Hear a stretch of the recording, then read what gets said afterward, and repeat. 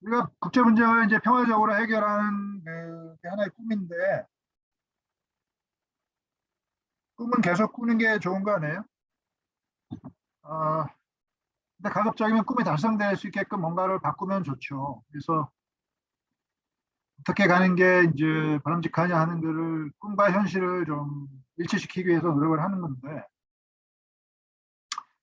이 judicial jurisdiction이라는 문제가 있고, 유엔 기관 간의 어떤 관계가 있고, 또 기타 뭐라고 제가 썼죠.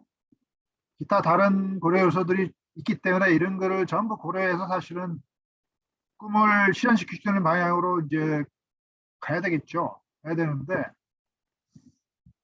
어, 첫 번째 꿈을 실현시킨 사람은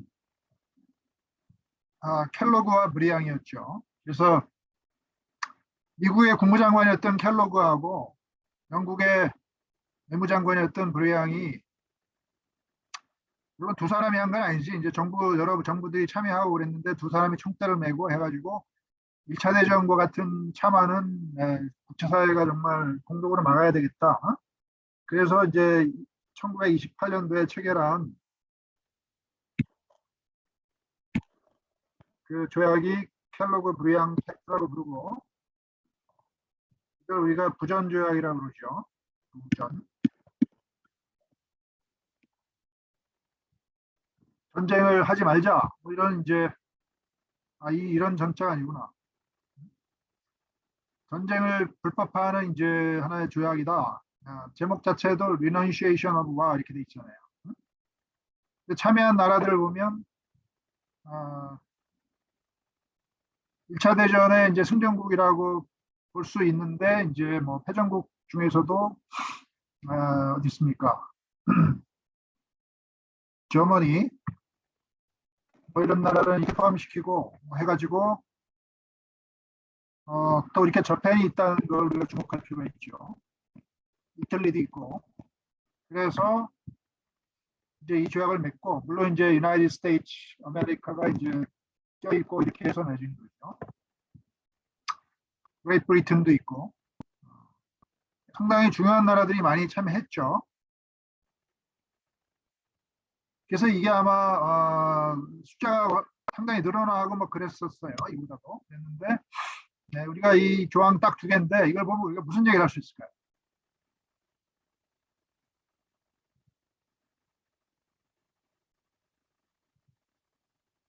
우리가 무슨 얘기를 할 수 있을까요?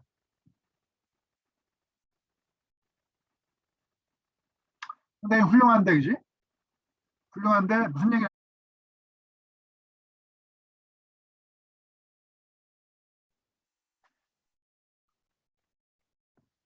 그래서 뭐 어떻게 하라는 얘기냐? 그 얘기가 없죠. 그냥 뭐 평화적으로 해결하자. 그럼 평화적으로 해결 안 하면 어떻게 할 건데? 그 얘기가 빠져 있어요.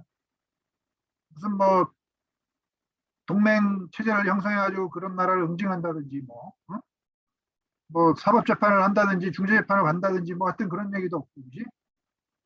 그 다음에 뭐 이거 이행할 수 있는 체제나 이런 말이 전혀 없고, 또 전쟁이 불법화된 겁니까? 이 조약으로? 부전조약이라는 명칭이 맞습니까?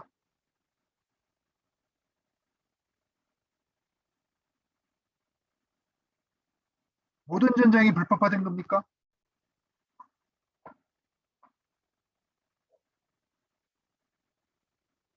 네? 우리 법학을 하는 사람들이잖아요. 모든 전쟁이 불법화됐어요?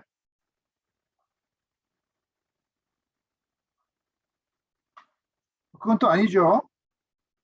그 전쟁을 국가 정책의 뭐 수단으로 삼는 그거는 하지 말자 이게 얘기죠. 아, 그러면 국가 정책의 수단으로 삼지 않는 전쟁은 가능한 거 아니에요? 상대방이 나를 쳤기 때문에 내가 치는 거 이런 거는 국가 정책으로 삼는 게 아니잖아요, 그죠? 그죠?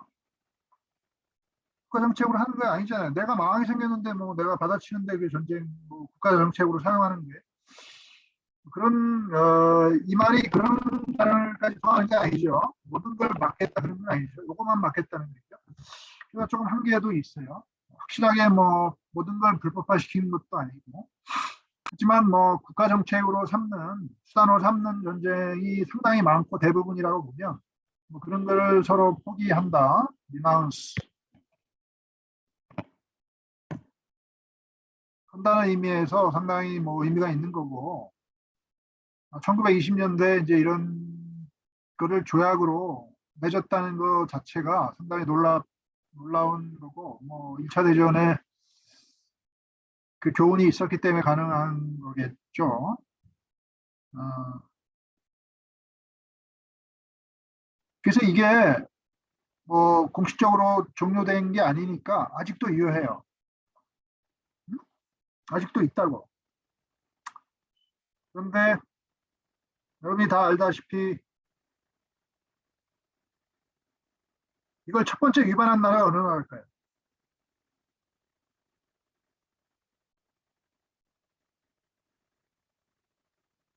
응? 첫 번째 이걸 위반한 나라가 어떨까요? 독일 아니 독일이 먼저 위반했어요? 일본이 먼저 위반했어요?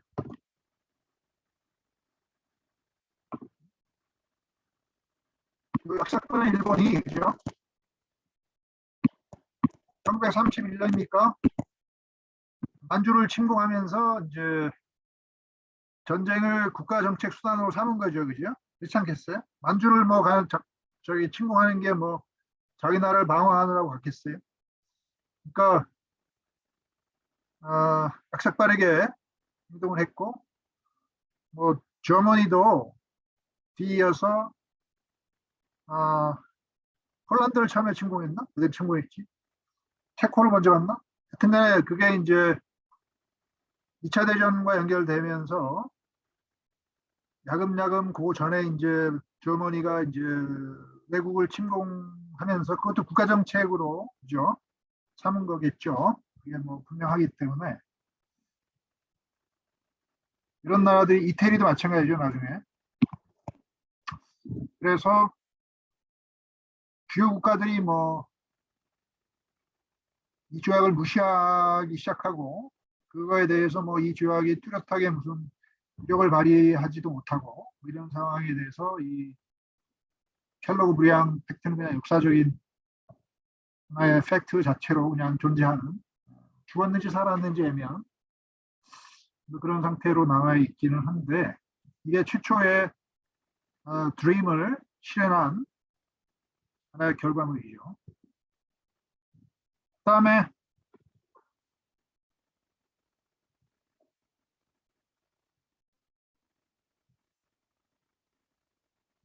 프레임 이름. 그다음에 이제 리그 오브 네이션의 설립 헌장을 보면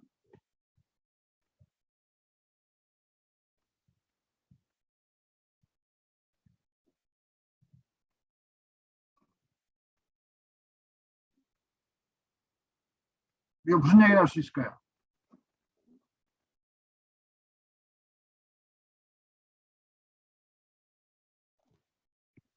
통적으로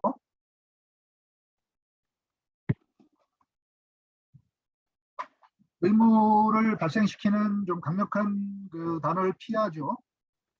그죠? 어떤 정책적인 의지를 나타내는 게 미라네요. 국제법적인 의무가 아니고 상당히 그 핵심적인 건데 이런 것들이 중요한 데는 이제 좀 국제법적인 의무가 아니고 국가의 어떤 신사협정처럼 그렇게 하자, 그렇게 하자. 근데 이제 그에 반해서 이렇게 쉘로 쓰는 부분도 있죠. 그래서 뭐 PCI제를 설립 그러면은 Court of International Justice를 설립하는 부분은 또 의무적인 걸로 하고 분명히 이게 대조적이죠. 그래서 이거는 의도적으로 그렇게 한 거죠. 그래서 일단은 절대적인 국제법적인 의무가 발생하는 부분들은 아니에요. 이분들이. 아닌데 그렇더라도 어떻게 분쟁을 해결하게 나갔다는 거예요. 어떻게?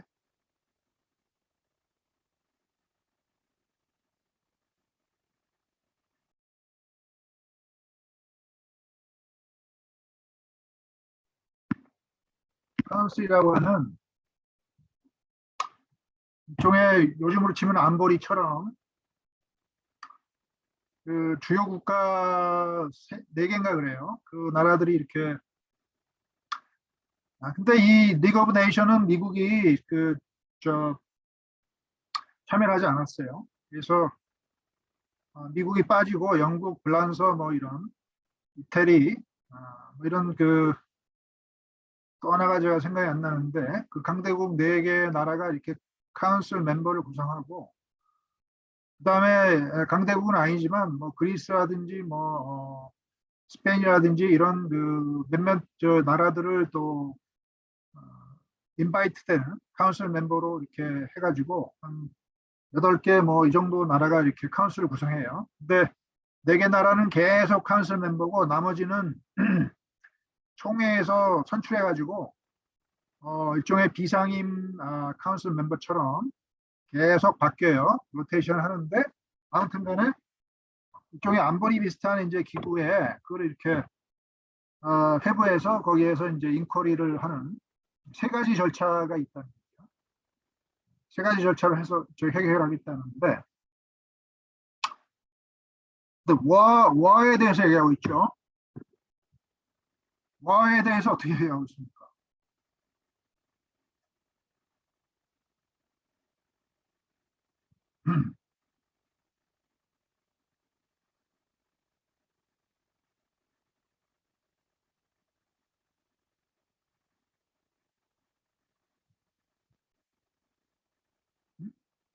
일단 그렇게 세 가지로 회부를 하는데 이렇게 회부를 어디다 하든 간에 그걸 회부한 다음에 3개월 이내에는 전쟁을 해서는 안 된다. They agree. 그랬죠. In no case. 이거는 절대적인 저기 합의죠. 그렇잖아요. 국제법에서 they agree, we agree. 이거는 진짜 어그리한 거죠.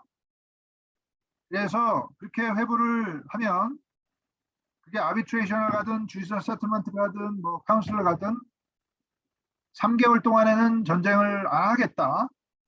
라고 이제 완전히 합의를 했기 때문에 최소한 3개월간의 그 쿨링 피리어드는 절대적으로 발생하는 거죠. 쿨링 피리어드가 확실하게 성립이 돼요. 그 첫 번째 우리가 할 수 있는 얘기고. 그다음에 또 무슨 얘기 할 수 있을까요?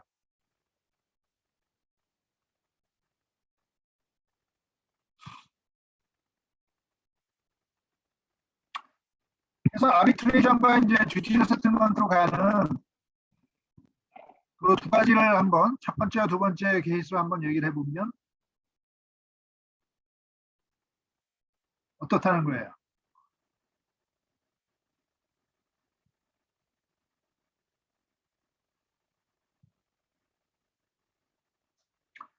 이런 첫 번째, 두 번째 케이스로 가는 경우에 이제 적합한 서브젝트 매러를 여기서 정의를 하고 있죠. 정의를 하면서 조약의 해석 문제라든지, 그지? 국제법에 관련된 퀘션이라든지,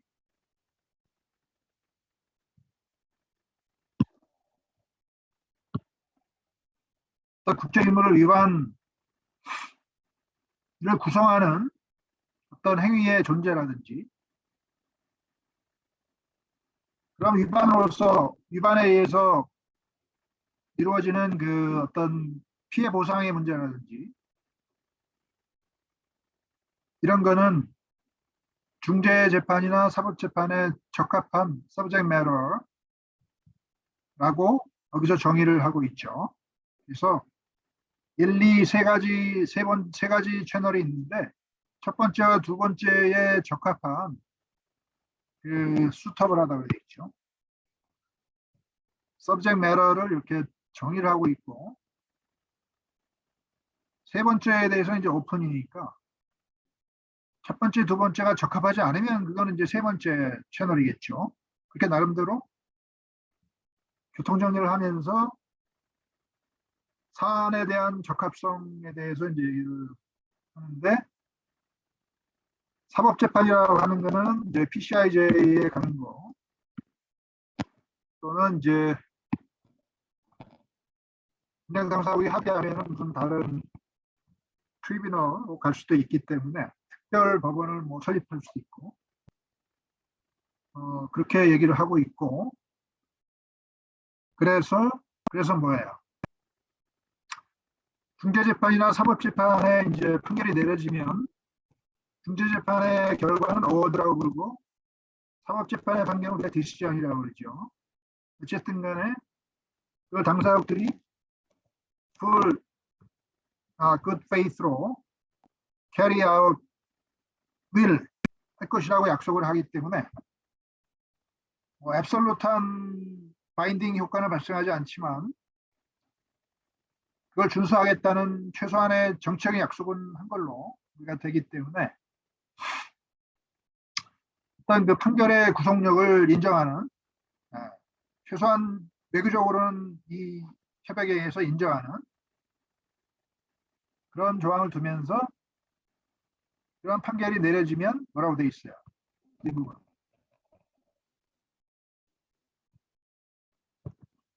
멋있는 말이죠.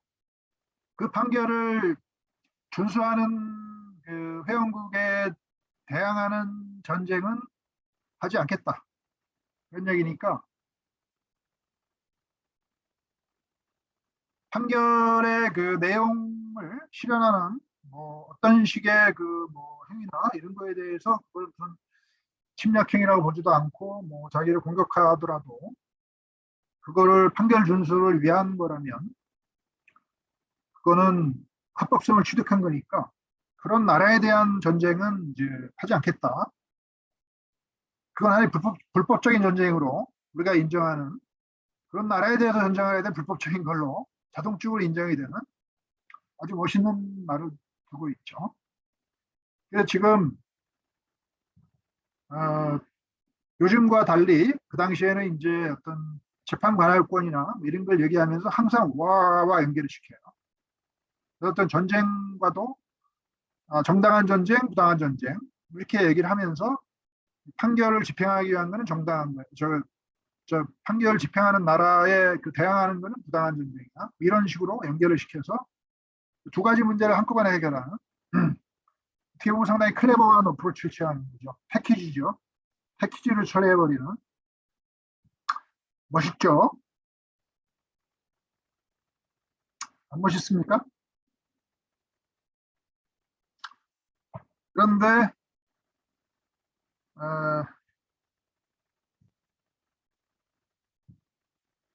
아티클 14는 뭐죠?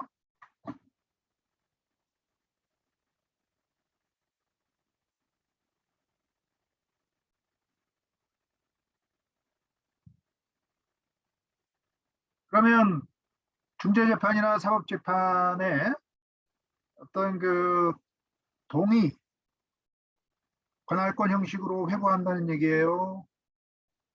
자동적으로 관할권이 생긴다는 얘기일까요? 우리 요즘에 ICJ나 이런 데는 동의 관할권만 성립이 된다고 우리가 얘기를 하고 있는데 우리가 이 옛날에 맺은 리그 오브 네이션을 한번 차터 카버넌트를 생각해 보면 동의 관할권만 인정한다는 얘기예요? 자동 관할권을 인정한다는 얘기일까요?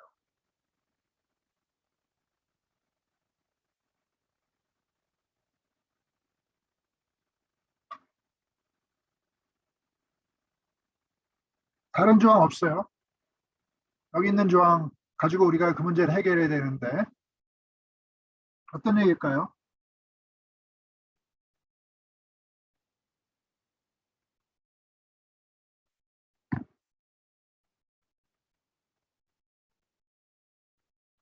여기도 어드바이서리 어피니언 제도가 있어요. 그죠? 그래서 마찬가지로 카운슬이나 어셈블리는 총회예요. 의뢰를 하면 코트가 어드바이서리 어피니언을 여기도 메이저 줄 수 있도록 돼 있어서 권고적 의견 제도는 이때부터 있었는데 그거는 권고적 의견이고 사법재판이나 중재재판으로 가는 그거를 동의관할권만 인정하는 거예요? 그렇지 않은 거예요?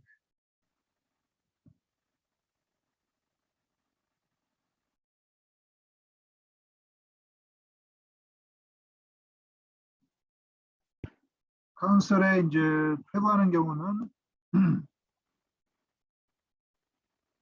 카운슬을 회부하는 그 서브젝트 매터는 뭐라고 얘기하고 있어요?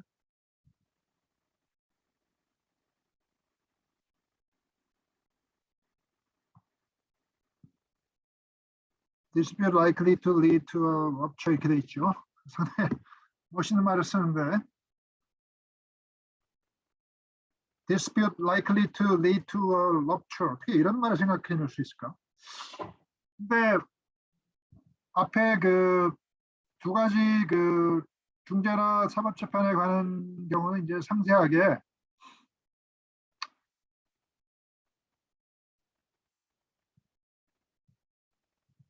이런 식으로 얘기를 하고 있기 때문에 그지? 뭐 이런 거는 이미 디테일하게 얘기를 하고 있고 근데 이제 카운슬에 관한 경우는 이제 일반적으로 럽처에 이르는 이제 뭐 디스플레이 이렇게 얘기하고 있으니까 결국은 앞에 얘기하고 있는 거에 나머지 부분이겠죠. 그래서 국제사회에서 럽처를 이야기하는 그러한 이제 분쟁이니까 그 레지듀얼 캐테고리에 해당되는 이제 여러 가지 뭐 국제 분쟁 뭐 이렇게 해석을 해야 되겠죠. 그래서 그 나머지 부분은 이제 카운슬로 가져갈 수가 있는데, 그죠?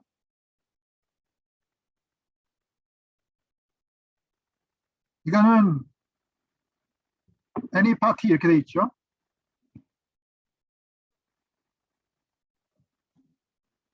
분명히 한 당사자도 일방적으로 그러한 서미션을 이펙트 시킬 수 있다고 되어 있기 때문에 통지만 주면은 지금 이제 이 부분과 앞에 나와 있는 이 부분이 상당히 대조적이죠. 이 부분이 분명히 앞뒤 조항에서 세 가지 채널 중에서 두 가지 채널과 나머지 하나를 얘기하고 있는데 그거를 이렇게 대조적으로 뒤에 부분만 일방적인 서미션으로 가능하다 그렇게 얘기를 하고 있기 때문에 앞에 부분은 일방적인 서미션으로는 가능하지 않다 그렇게 해석하는 게 맞겠죠. 그렇기 때문에 불명확하면 불명확하다고 하지만 이 부분으로 인해서 그게 명확하게 의사표시가 된 걸로 우리가 해석을 해줘야 하는 게 맞기 때문에 그 중재재판이나 사법재판은 이제 두 나라가 어쨌든 공동의 이름으로 그 서미션을 해야 된다 이렇게 보고 카운슬로 가지고 가는 경우는 단독으로라도 얼마든지 회부가 가능한 걸로 그렇게 해석을 해줘야 되겠죠. 그래서 상당히 재미있는 구상을 합니다. 어, 거꾸로 얘기하면은 뭐 국제법과 관련된 사안이라도 럽처를 야기시킬 수 있잖아요. 그렇기 때문에 만약에 한 나라가 반대하면 중재재판이나 사법재판은 가지 못하지만 카운슬러는 한 나라가 이렇게 일방적으로 서미션을 할 수도 있겠죠. 그래서 이 15조가 그런 부분까지도 좀 커버할 수 있게끔 일반적인 그 서브젝트 매러를 규율한 측면도 있죠. 상당히 재미있는데 어떤 경우라도 어떤 카운슬러는 좀 일방적으로라도 가져갈 수 있는 채널은 뚫어 놓고 그죠? 사법재판과 중재재판을 또 얘기하고 있기 때문에 뭐 그런 고려가 보이죠. 그런 고려가 보입니다. 또 무슨 얘기를 할 수 있을까요?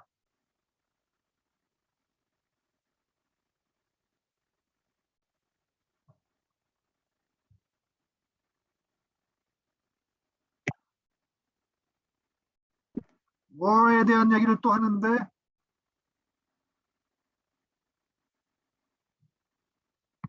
이 부분이 무슨 얘기를 하는 거예요?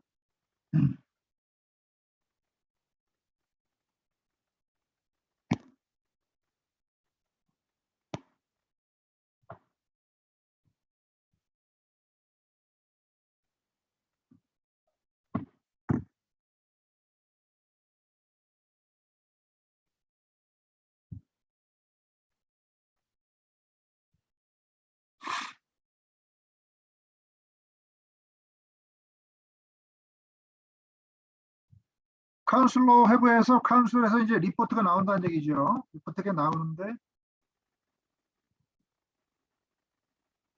그 리포트가 나오는 건 나오는데 그 나오는 리포트를 가지고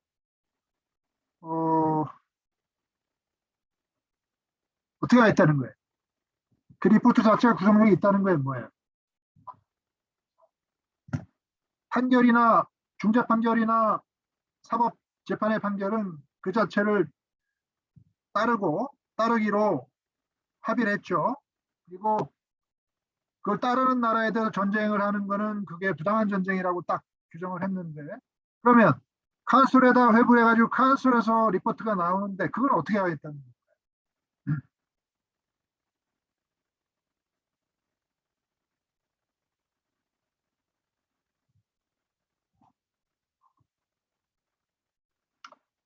카운슬 리포트가 나오는데 그 자체가 뭐 그 자체를 따르자 그런 얘기 하고 있지 않죠.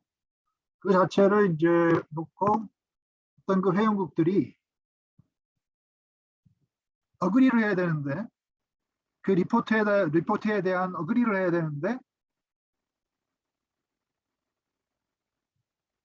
그게 상당히 유네니머슬리 어그리가 됐어요. 압도적으로 여기가 된 거예요. 왜냐하면 만장일치가 아니고 여기 보면은 뭐 other than 이런 말이 있어가지고 만장일치는 아닐 수 있어요. 최소한 그 분쟁의 당사자들은 반대를 할 수 있겠죠. 불리한 식의 리포트가 나온 그 당사국은 그거 반대한다고 얘기할 수 있겠죠. 한 당사국은 항상 찬성하고 다른 나라는 반대하는 사태가 뭐 일반적이겠죠. 그래서 분명히 분쟁 당사국들 중에서 일부가 원 오어 모어니까 반대하더라도 그거는 배제하고, 그죠? other than이니까 나머지 당사국들이 unanimously agreed 된 그러한 정도의 리포트라면 이해관계가 직접적으로 없는 회원국들은 전부 동의하는 거죠. 그 정도의 리포트라면 어떻게 하겠다는 거예요? 그런 리포트를 따르는 나라에 대해서는 전쟁을 하지 않아야 된다. 하지 않겠다. 하는 거죠. 그러니까 역시 전쟁과 연결을 시키는데 아까 중재재판과 사법재판의 경우와 다른 점은 뭐예요?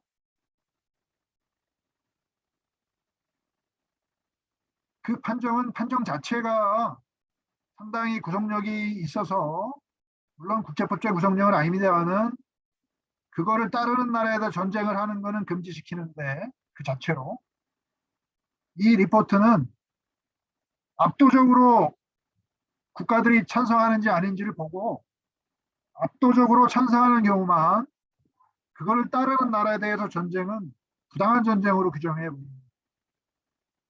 그죠?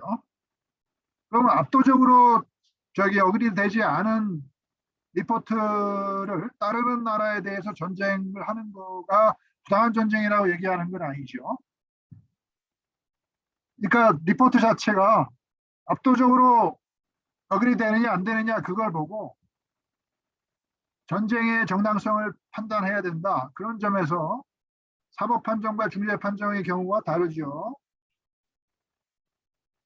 분명히 차이가 있죠. 분명히 두 번째 패러그래프에서 얘기하기를 unanimously agree 되지 않는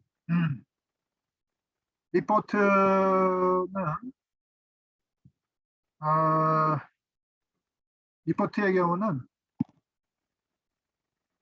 분쟁 당사국이 필요하다고 생각하는 어떠한 그 삭시 액션을 취할 수 있는 권리가 있다는 거죠.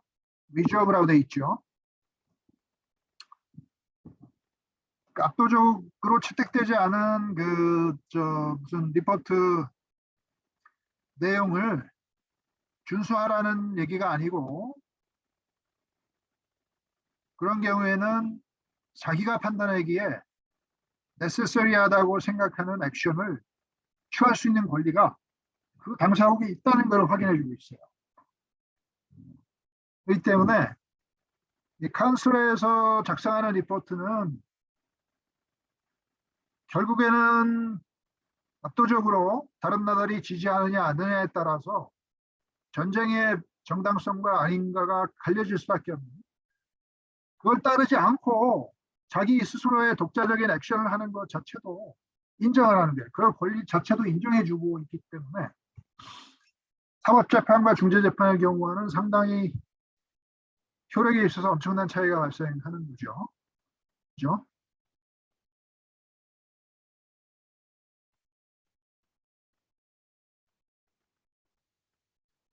근데 이제 또 하나의 이제 약간 스페어 파트처럼 절차를 마련하고 있는데, 그게 이제 어셈블리에다가 그 문제를 회부하는 거죠. 유엔 총회처럼 리그 오브 네이션의 이제 어셈블리에 그 분쟁을 리포할 수 있는 채널을 또 마련하고 있는데, 카운슬 자체가, 그지? 카운슬 자체가 어셈블리에다가 그거를 회부할 수도 있어요. 어차피 당사국들이 압도적으로 지지하느냐 안 하느냐에 따라서 그게 갈릴 정도면 자기가 스스로 리포트를 작성하지 않고, 또는 작성하더라도 그 중간에 어셈블리에다가 회부를 해가지고 그 어셈블리에 이제 리포트를 받아내는 게 좋겠다, 그렇게 판단하면 거기다 넘길 수도 있게 돼 있죠. 그래서 카운슬이 총회에다 넘길 수도 있고, 또 이더 파티라고 돼 있죠. 분쟁 당사국의 한 당사국이 리퀘스트를 해가지고 그거를 넘길 수도 있기 때문에, 근데 이 경우에는 일단 카운슬에 회부된 이후에 14일 이내에 총회로 넘길 수 있기 때문에, 일단 카운슬이 그거를 담당하고 리포트를 이제 작성하기 위해서 이렇게 이미 진입을 한 상당한 시간이 흘렀는데, 당사국이 이 총회로 갈 거야, 이렇게는 할 수 없게끔 만들었죠. 하려면 빨리 해야지. 14일 이내에 빨리 총회로 넘겨야지. 카운슬이 막 본격적으로 일하려고 그러는데 그때 가서 넘기면은 안 되니까, 당사국이 넘길 경우에는 왔다리 갔다리 못하게 막아놓고, 카운슬이 넘기는 경우는 언제든지 넘길 수도 있어요. 지가 일하다가도 이거는 총회가 할 사안이야 그럼 넘겨버릴 수도 있고, 그런 조금 이중적인 절차를 마련해 놨지만 충분히 이해할 수 있는 조항으로 이렇게 돼 있어 상당히 클레버하죠. 이거 기한한 사람들이 상당히 머리를 많이 썼어요. 상당히 칭찬해 줄 만한데.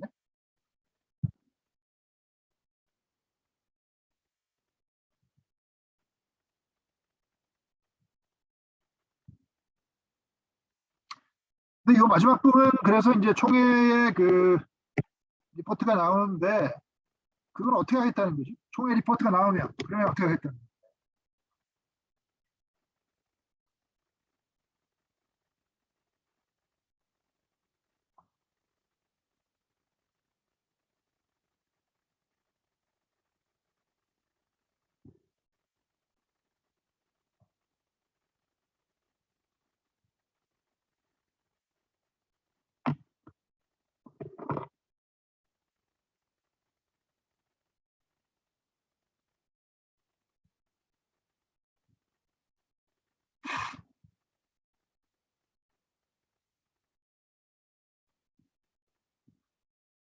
총회 리포트의 경우에는 채택할 때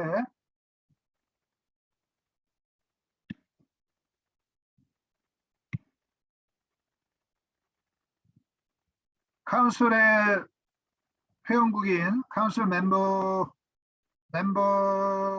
모두 동의를 해야 되겠죠. 그렇게 해석이 되죠. 카운슬 멤버들은 전부 동의를 해야 돼요.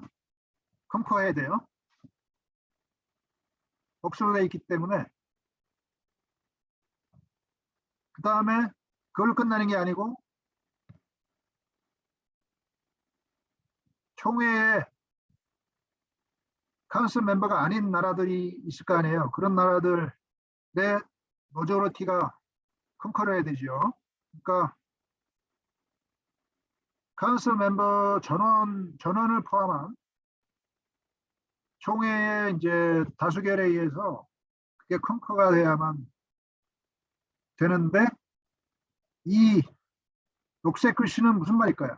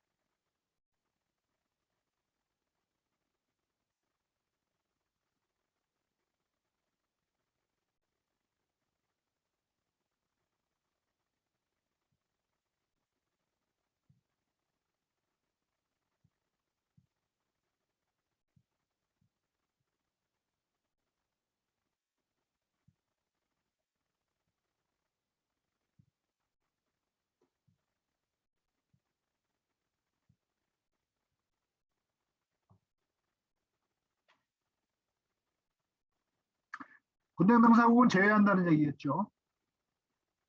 그러니까 카운슬의 멤버 중에서 한 나라가 분쟁당사국인 경우는 카운슬에서 만장일치로 동의해야 되는데 그 당사국은 제외시키니까 또 만약에 총회의 멤버 중에 한 나라가 분쟁당사국이면 총회에서 과반수로 의결할 때 그 당사국은 또 제외하니까 분쟁당사국은 여기 결정에 그 보팅 라이트이 없어요. 그렇기 때문에 거부권이 없다는 거지. 거부권이 없다는 거죠. 카운슬 멤버는 사실 거부권이 있는 것과 마찬가지죠. 카운슬 멤버 모두가 사실은 찬성해야만 되는데 그 분쟁당사국인 나라는 여기서 제외한다고 돼 있기 때문에 카운슬 멤버 중에 하나가 분쟁당사국이면 그 카운슬에서의 모든 나라가 동의하는 그 결정할 때 그 나라는 제외시킬 수도 있고 또 총회에서 이제 분쟁당사국은 또 제외가 되고 이렇게 되기 때문에 총회 결정은 거부권이 아니죠. 그거는 이제 모조리티니까. 어쨌든 간에 직접적인 이해관계가 있는 나라는 제외하고 이걸 계산하기 때문에 상당히 합리적이죠. 그죠?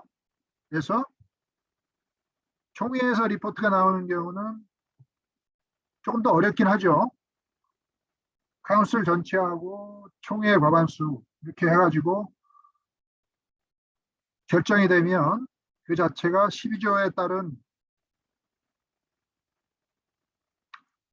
효력을 지닌다는 얘기니까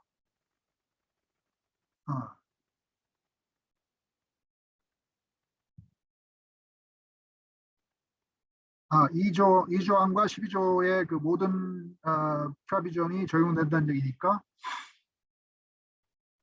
결국은 그런 리포트가 채택이 되면 그거를 준수하는 나라에 대한 전쟁은 불법적인 부당한 전쟁으로 간주한다는 얘기니까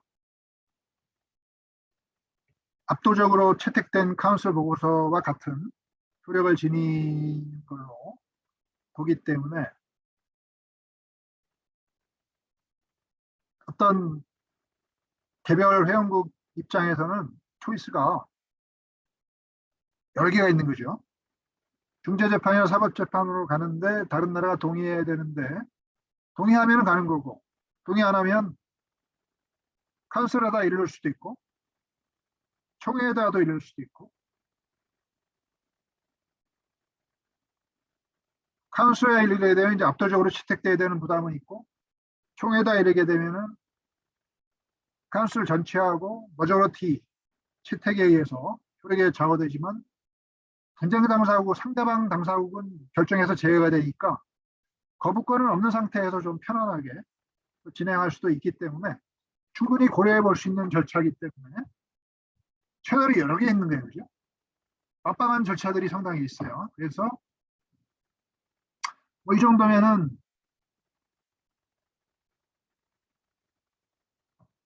괜찮지 않아요? 그 주임을 Dream of Pacific Settlement Dispute의 드림을 상당히 멋있게 이 옛날에 선조들이 머리를 엄청나게 굴려가지고 이렇게 여러 채널을 해가지고 장단점을 다 섞어가지고 그지 멋있게 이렇게 만들어 놨는데 멋있지 않아요?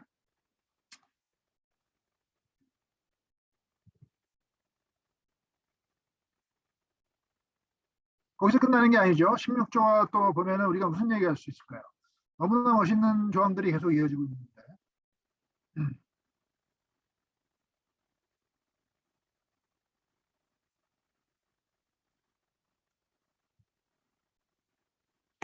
그죠? 만약에 이 카버넌트를 무시하면서 그지? 어떤 전쟁을 하는 나라들 그런 나라들을 뭐라고 그래 있어요?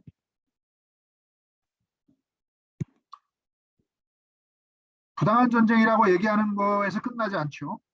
그러니까 부당한 전쟁이라면 알겠는데 그래서 뭐 그런 전쟁은 우리 모두에 대한 전쟁으로 간주한다는 것이죠. 그 자체로 이 쉘입니다. 이거는 강력합니다. 이 쉘 ipso factor 그 자체로 모두에 대한 전쟁으로 간주를 해서 그래서 어떻게 하겠다는 건데 끝이지 않죠. 그런 나라와 교역관계 뭐 파이낸셜 릴레이션스를 차단하고 undertake to 이것도 약속입니다. 의무적인 약속이에요. 강력한 겁니다. 이 정도면은. 그 다음에 그런 나라 사람들과의 저 인터코스를 금지시켜요. 비자 같은 거 당연히 중단되는 거고 왔다 갔다도 못하게 하고 파이낸셜, 커머셜, 퍼스널 인터코스 전부 프리벤션하고 엄청나죠. 그 다음에 각국이 이렇게 군대를 구성해 가지고 그걸 사용할 수 있는 가능성까지 얘기합니다. 여기 안에 듀티라고 얘기하고 있어요. 선수의 듀티라고 얘기하고 있어요. 쉘입니다. 그리고 그런 거를 이렇게 할 때 여러 가지 파이낸셜 이코노믹 메저가 필요하잖아요. 그걸 서로 간에 도와서 그런 걸 하겠다 이거예요. 원조로 해줘야 돼서 그거 참여하는 나라는. 그리고 그런 거 하려면은 뭐 다른 나라 군대가 자기 나라를 통과할 수도 있고, 뭐 다른 나라가 생션하는 걸 자기 나라 영토를 통해서 할 수도 있잖아요. 그런 거를 패시지를 또 제공해 줘야 돼요.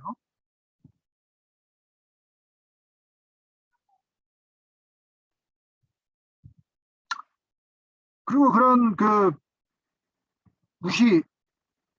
카버넌트를 무시한 나라는 no longer a member로 결국은 declare 물론 이게 보트의 카운슬의 보트에서 결정이 되긴 하지만 그런 가능성까지 얘기를 하면서 마칩니다. 물론 이제 다른 조항도 많이 있는데 우리가 이제 주제로 삼은 거가 이제 추리며 이렇죠. 상당히 멋있죠. 좀 이상주의적이죠. 좀 너무 극진주의적이지 않아요? 난리 난 거죠. 참 엄청난 얘기를 하고 있는데 뭐 그렇기 때문에 미국이 안 들어간 거기도 하고 뭐 리그 오브 네이션이라는 이제 엄청난 이제 뭐 벤처가 있었지만 이게 2차 대전의 발발을 막지 못한 거고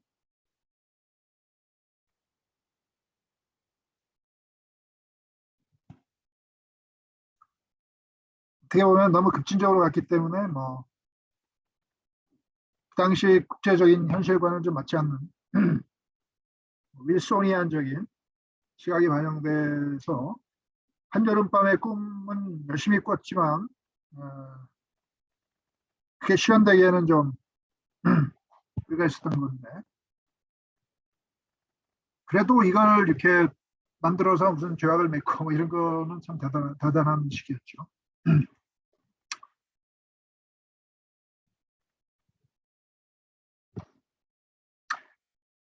그래서 뭐 리그 오브 네이션이 여러분이 알다시피 뭐 그냥 역사적인 유물로 그냥 사라졌고 그다음에 이제 또 한 번 꿈을 꿨죠. 왜냐면 2차 대전이 발생했고, 그다음에 이제 국제사회가 다시 한번 각성을 하면서 유엔 헌장이 등장을 하고,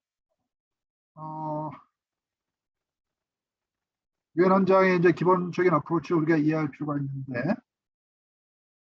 유엔 헌장을 보면 우리가 무슨 얘기를 할 수 있을까요?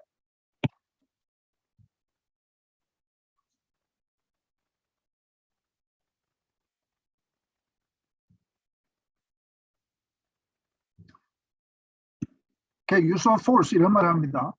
뭐 전쟁 이런 말보다는 조금 물리적으로 조금 확실한 얘기를 좀 하면서 뭐 전쟁 자체를 직접 얘기하지 않아요. 그 너무나 위험한 얘기이기 때문에 2.4조가 이제 시작이죠. 그래서 어떤 무력을 사용하거나 위협하는 그런 얘기를 이제 리프레인할 의무를 리프레인합니다. 절대적으로 사용하지 말라는 게 아니고 자제하는 걸 의무해요. 근데 자제는 해야 돼요. 하지 말라는 건 아니에요. 자제는 해야 돼요. 그게 어떤 의미가 있을까요? shall refrain 이렇게 이제 얘기를 하면서 근데 모든 종류의 무슨 use of force를 자제하라는 얘기는 아니죠. 그게 상대방 국가의 territorial integrity나 political independence를 저해하는 그러한 use of force나 threat 자체를 자제하라는 얘기니까 territorial integrity를 저해하지 않고 political independence를 저해하지 않는 use of force나 threat은 가능한 거죠. 반대해서 해야 되지 않겠어요? 다만 그게 이제 유엔 헌장의 목적에 위반되는 그런 매너입니다. 매너로 행사가 되면 안 된다. 그 말이 또 있으니까 유엔 헌장의 목적에 합치하는 거는 가능하다는 얘기죠. 유엔 헌장의 목적에 합치하는 use of force는 다른 나라의 territorial integrity나 political independence를 저해하지 않으면 가능하다는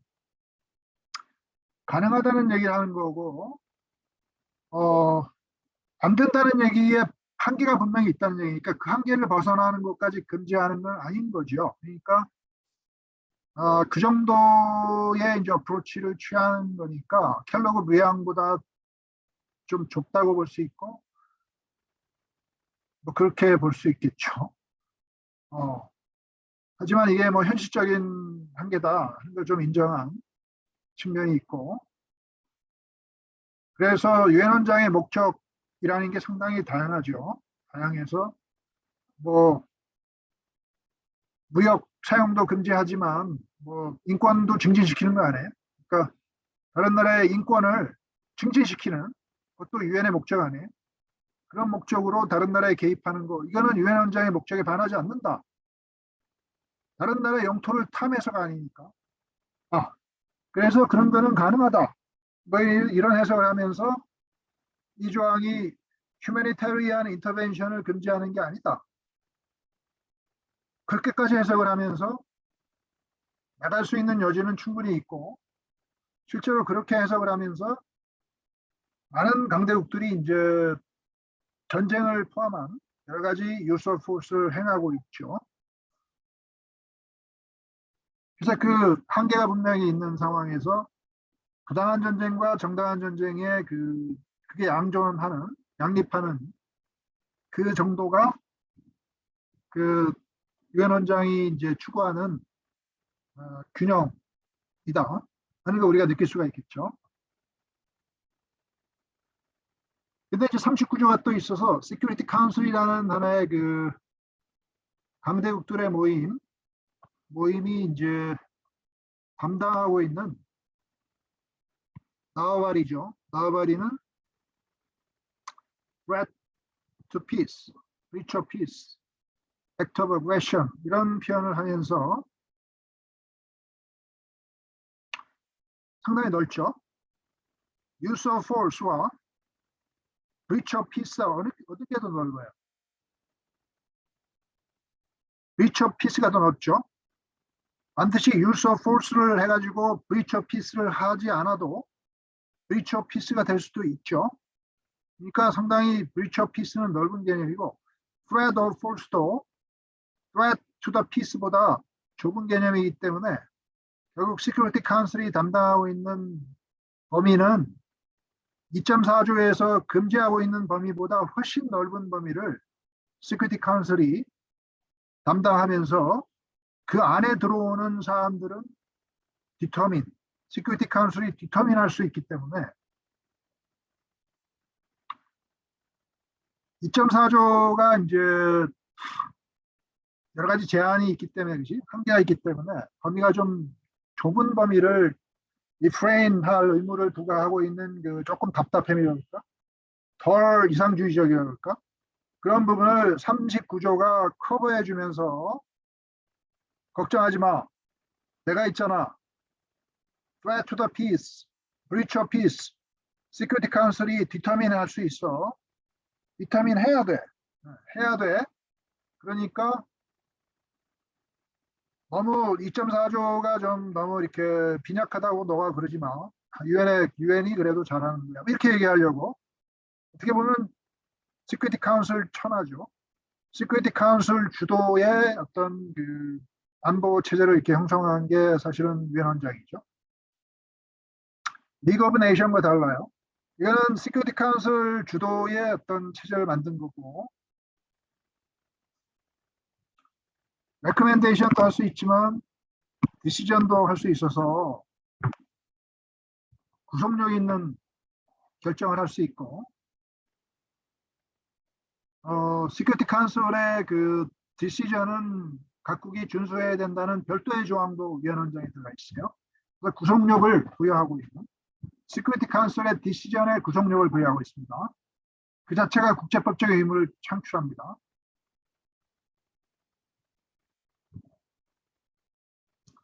근데 이게 51조가 있어서 자위권에 관한 이제 조항이 있죠. 근데 이제 자위권은 그 요건이 암드 어택이 발생할 때 국가가 시큐리티 카운슬이 그 필요한 조치를 취할 때까지 임시적으로 스스로 방어할 수 있는 권리를 인정하고 있기 때문에 자위권이 활동하는 그 조건은 굉장히 좁죠. armed attack이 occurs 하는 경우이기 때문에 use of force보다 훨씬 좁죠. use of force를 반드시 armed attack으로 안 할 수도 있죠. force란 말은 굉장히 넓은 말이죠. 그래서 자위권이 발동할 수 있는 경우는 굉장히 좁은 범위로 규정을 하면서 armed attack이 occur입니다 하는 경우로 이렇게 한정, threat이 아닙니다. threat은 occur가 아니죠. 그래서 상당히 시간적으로나 물리적으로나 좁은 범위로 각국이 정당한 전쟁이라고 주장하면서 각국이 치고 나가는 와를 벌일 수 있는 경우는 51조에 의해서 굉장히 좁게 그 권리를 인정하면서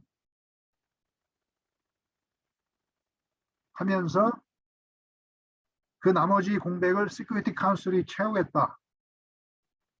그런 얘기니까. 근데 우리가 51조를 읽을 땐 조심해야 돼요. 우리 51조로 보면은 그 유엔헌장 51조로 보면은 그 시작이 어떻게 돼 있냐면 nothing 이렇게 돼 있어요. Nothing in this charter shall prevent the inherent right of self-defense 이렇게 돼 있어요.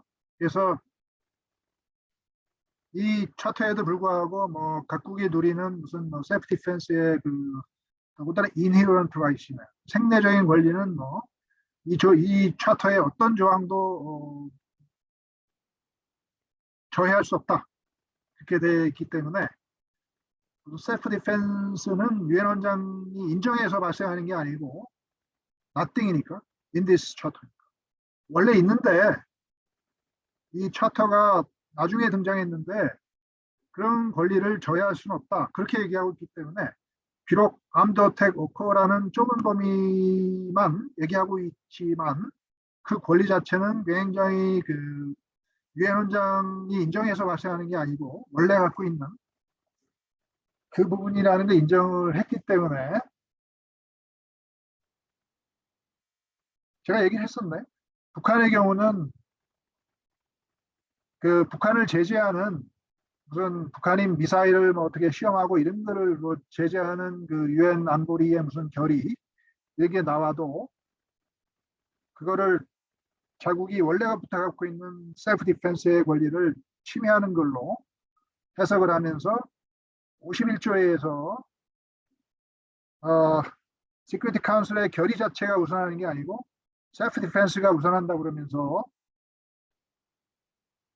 심지어 시큐리티 카운슬의 디시전마저도 51조를 저해하는 식으로 행사할 수는 없다.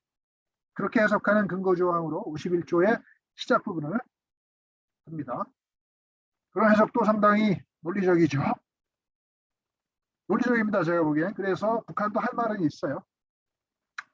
여러 가지 상황을 보면 북한이 뭐 이렇게 실제로 고립되고 뭐 이런 건 맞죠.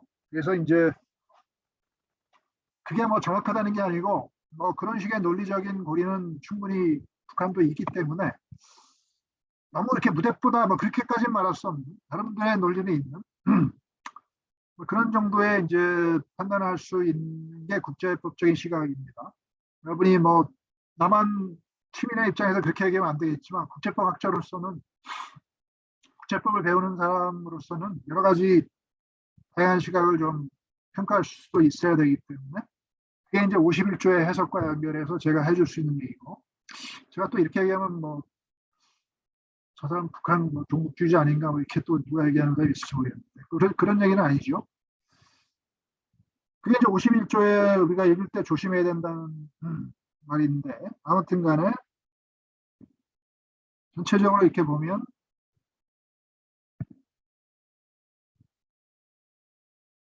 국가가 이렇게 행할 수 있는 권할권이 있는 영역 jurisdiction이 인정될 수 있는 영역이 이렇게 있는데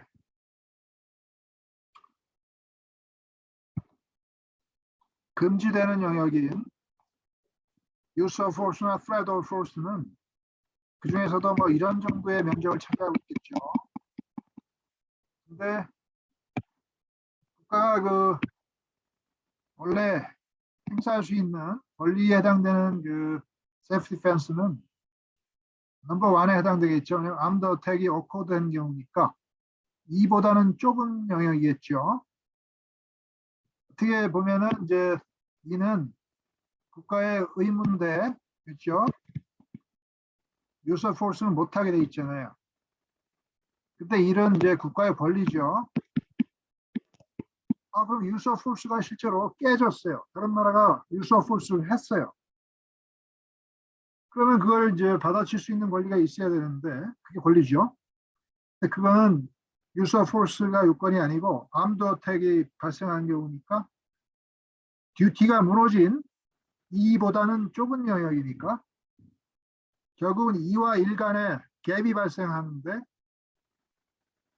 의무는 많이 부담하는데 2로 권리는 1밖에 안 되니까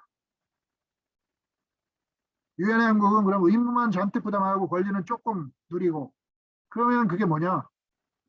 그러니까 이제 3이 야 우리가 있잖아 breach of peace 엄청나게 넓은 부분이죠. breach of peace에 대해서는 Security Council이 그거를 담당해서 레코멘데이션을 하다가 말 안 들면 디시전까지 가고 각국이 이걸 준수해야 되는 의무까지 발생하니까 우리가 있잖아. 그러니까 네가 권리와 의무가 차이가 나도 걱정하지 마. 우리가 메워주고 있잖아. 그렇게 얘기하고 있는 게 유엔 헌장이죠.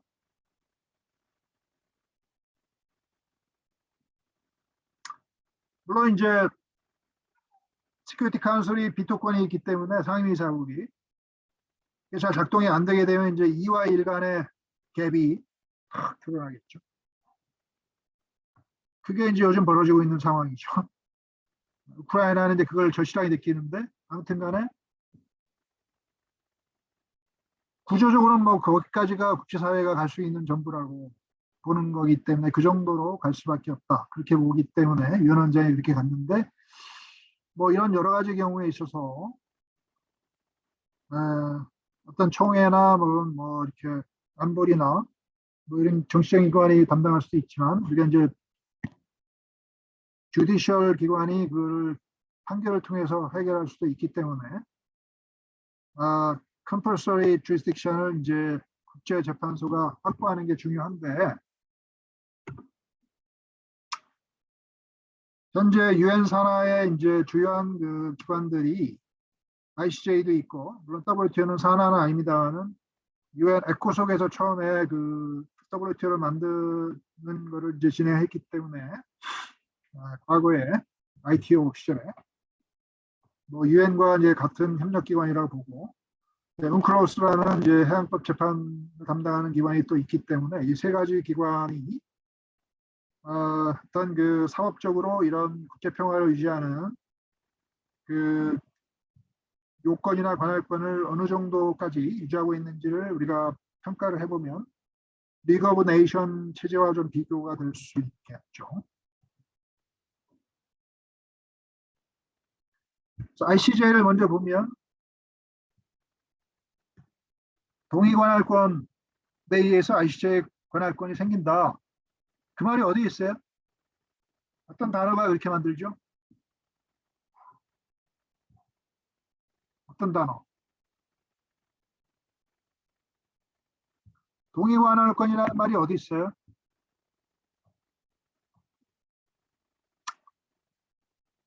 이 말입니다.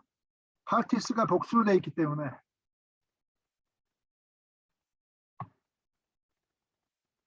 단수가 아니고 복수가 되어 있기 때문에 그렇다.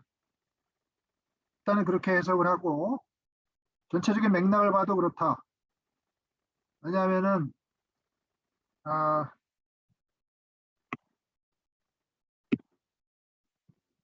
뒤에 말도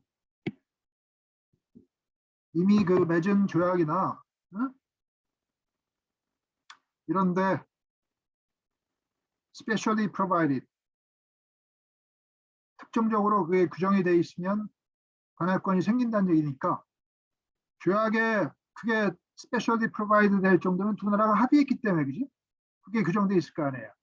합의하지 않았는데 거기 specially provided 될 수가 있어요.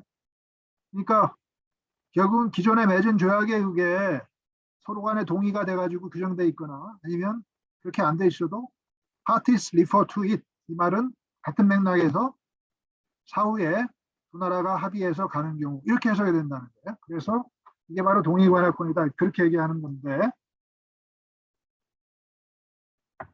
중간에 있는 이제 또 하나의 경우가 이렇게 있죠. 제가 주친 부분 그게 뭡니까?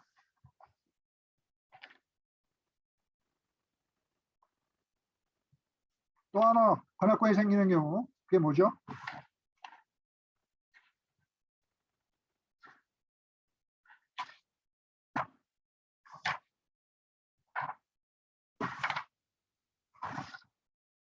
사후에 합의하는 경우 사전에 조약을 합의되는 경우 세 번째 뭐예요?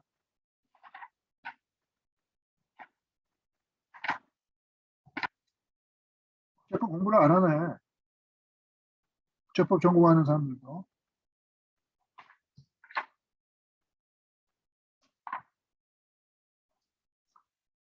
유엔 원장에 스페셜리 프로바이드 된 경우 이게 뭐죠? 유엔 원장에 스페셜리 프로바이드 된 경우는 관할권이 생긴다는 거예요. 그럼 유엔 원장에 ICJ의 관할권이 자동적으로 생긴다고 스페셜리 프로바이드 된 조항이 있어요?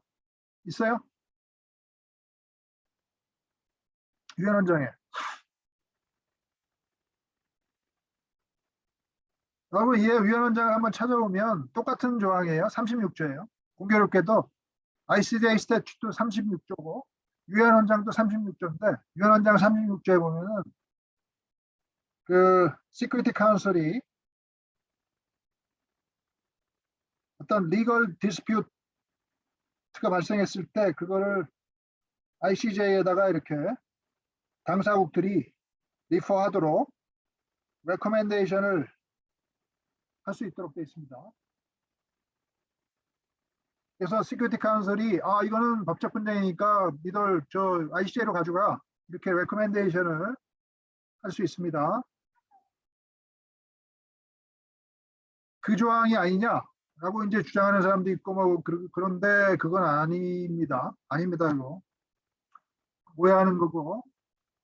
왜냐하면 그거는 레코멘데이션이기 때문에 당사국이 그걸 따르지 않아도 돼요. 그죠? 물론 따르지 않으면 시큐리티 카운슬 레코멘데이션을 무시하는 거니까 무슨 외교적인 부담은 되겠지. 예? 금방지게 말이야. 근데 그게 반드시 따라야 된다는 얘기도 아닌데 여기서 말하는 ICJ에 자동 관할권이 생긴다. 그 얘기는 아니죠. 그렇지 않겠어요? 그런 차원에서의 그 줄침 부분에 해당되는 말은 아닌 겁니다. 이거는 굉장히 시리어스한 얘기이기 때문에. 그래서 물론 당사국이 따라서 가져가면 그건 합의해서 가는 건 뭐가 달라. 그래서 여기서 말하는 건 아니란 말이에요. 그래서 이 줄침 부분은 빼야 되는 게 사실 이거 잘못 들어간 거예요. 쓸모가 없는 거예요. 미스테이크예요. 미스테이크. 36조 3항 그것과 연결되는 조항이었다면은 36조 3항을 의무조항으로 만들었어야 돼요. 시큐리티 카운슬이 그렇게 얘기하면은 반드시 당사국은 가야 된다든지 그렇게 했으면은 이것과 서로 맞는데 그렇지 않은데 이게 그렇게 연결될 수는 없다. 이겁니다. 제 얘기는. 그 36조 3항을 의무조항으로 좀 만들려는 노력도 있었었어요. 위원장 기한할 때. 그래서 ICJ 36조에다가 그걸 연결을 시키기 위해서 이 말이 이렇게 들어간 측면도 있어요. 사실은.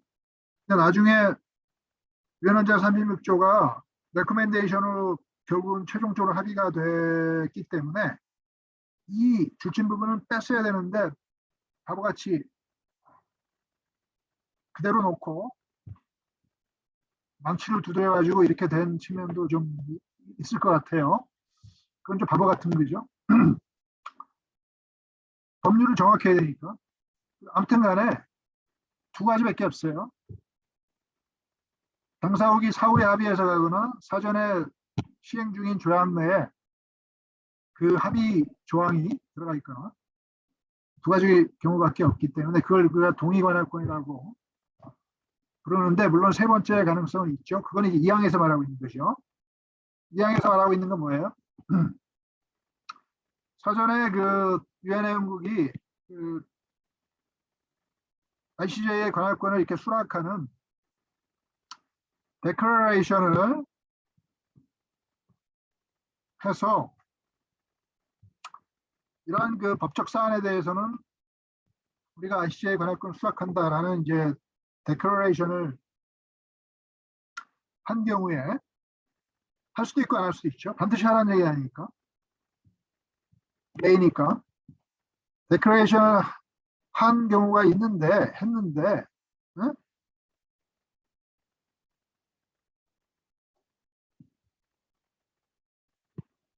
그럼 이제 다른 나라 똑같은 obligation을 accept하는 걸로 데클러레이션을 한 그런 다른 나라의 관계에 있어서 스페셜 어그리먼트 없이 관할권이 성립된다는 얘기니까 한 나라만 데클레이션을 해서는 안 되고 분쟁 타방 당사국도 똑같은 데클레이션을 해서 악의가 맞아 떨어지는 경우에만 그 두 나라 사이에 분쟁이 발생하면 그 데클레이션 한 내용대로 관할권이 생긴다는 얘기니까 이것도 결국은 동의 관할권과 다를 바가 없어요.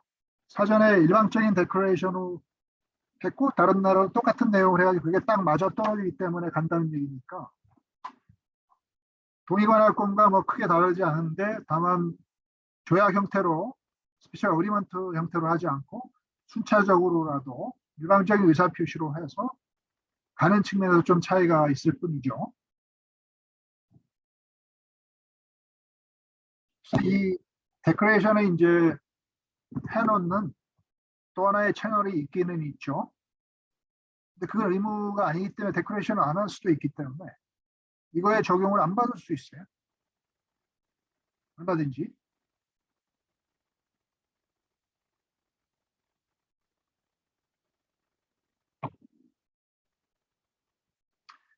그런데 이번 케이스에서 우리가 문제가 됐던 어드바이서리 오피니언 제도가 별도로 이렇게 규정이 돼 있어서 제너럴 어셈블리하고 이제 시큐리티 카운슬은 ICA에다가 어드바이서리 오피니언을 any legal question에 있잖아. 어떤 법적인 사안에 대해서 또 물을 수가 있는 권한이 있고 반드시 총회나 안보리가 아니라도 아도간 유엔의 다른 기관일지라도 어드바이서리 오피니언을 물을 수 있는데 그럴 경우는 이제 자기 업무 범위 내에서 물을 수가 있기 때문에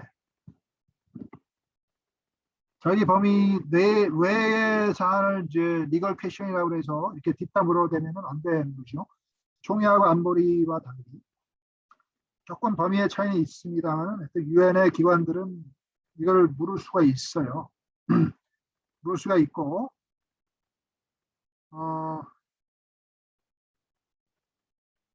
그래서 이걸 받아서 이제 ICJ 스태튜트에서 그 어드바이서리 오피니언을 이제 물어보면은 코트가 어드바이서리 오피니언을 줄 수 있다.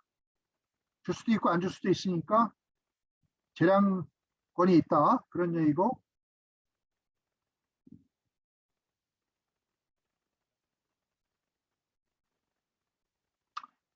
그런 어드바이서리 오피니언을 이제 내리기 위해서 ICJ가 뭐 관련된 나라로부터 리턴 스테이트먼트를 받고 뭐 코트에도 나오도록 명령하고 뭐 다른 나라들이 이렇게 거기에 대해서 뭐 다른 나라의 저 당사국들이 낸 그 뭐 스테이트먼트에 대한 코멘트도 할 수 있게 하고 그래서 그런 걸 종합적으로 코트가 듣고 어드바이서리 오피니언을 may give 줄 수 있다. 그렇게 규정하고 있는 게 어드바이서리 오피니언 제도이기 때문에 어떤 당사국이 분쟁을 이렇게 동의권할권에 의해서 이렇게 사법적으로 해결하는 이 제도와 어떤 정치적인 기관이 법적인 문제에 대해서 ICJ에 회부해서 ICJ가 이렇게 어드바이서리 오피니언을 내리는 이 제도가 두 가지가 이렇게 존재하는 거고 이 후자에 대해서는 그걸 뭐 당사국이 따라야 된다든지 이런 말이 전혀 없어요. 그러니까 국제법적 구속력이 있다고 우리가 볼 수가 없죠. 그렇잖아요. 제너럴 어셈블리조차도 그게 반드시 구속된다는 얘기도 없어요. 그냥 그 얘기를 듣는 거예요. 참조하는 거죠. 그렇기 때문에 그게 이제 어드바이서리 오피니언 제도라는 거고